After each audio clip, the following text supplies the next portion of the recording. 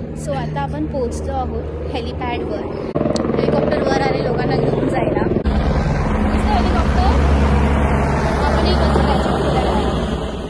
आता आपण आलो आहे कटरा हेलिपॅडवर.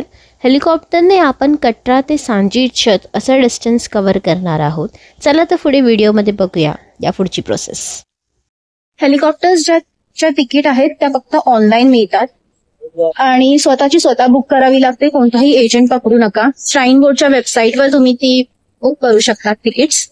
ते बुक करून झाल्यावर आपल्याला इथे व्हेरिफिकेशन काउंटरवर यायचं आहे. हा इथे माझ्या मागे तुम्ही बघू शकतात व्हेरिफिकेशन काउंटर. तिकीट घेऊन आल्यावर आपल्या इथे व्हेरिफिकेशन काउंटरवर दाखवायची आहे. ते आपल्याला एक एक्नॉलेजमेंट रिसिप्ट देणार. या एक्नॉलेजमेंट रिसिप्टचा युज करून आपल्याला बोर्डिंग पास मिळणार आहे.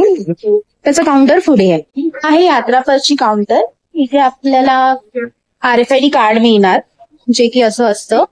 सो तुम्ही ऑनलाईन जर यात्रापरची बुक केली तर तुम्हाला डायरेक्ट कार्ड मिळणार. अदरवाईज इथे फॉर्मॅलिटीज कराव्या लागतील. हे माझ्या मागे बोर्डिंग पास काउंटर.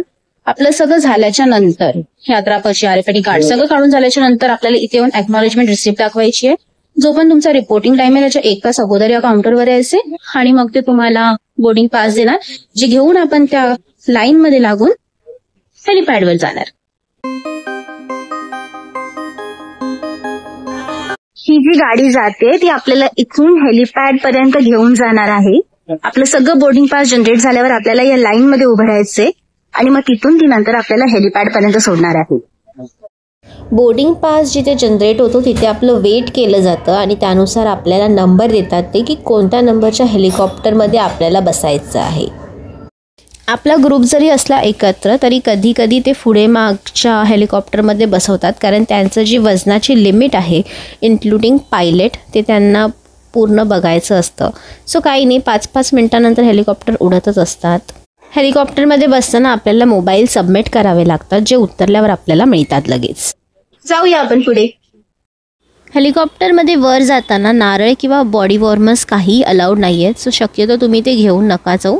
गेला तर सबमिट करावे लागतील आणि रिटर्न येताना तुम्ही ते घेऊ शकता. सामानाच्या वजनाची अशी लिमिट ते लोक काही चेक नाही करत, पण शक्यतो तुम्ही छोट्याच बॅग कॅरी करा जर तुम्ही पुढे चालत जाणार असाल.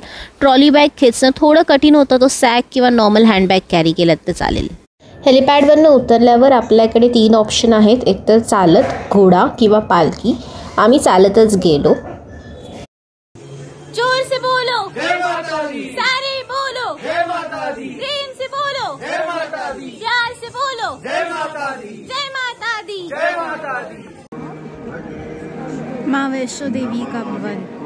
महादेवी महाभय विनाशिनी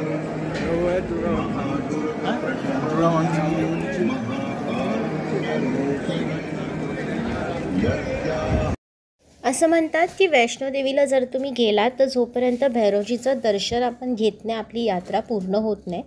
सो आमचं रात्री वैष्णोदेवीचं दर्शन झाल्यावर आम्ही सकाळी उठून भैरवजीच्या दर्शनसाठी आलेलो.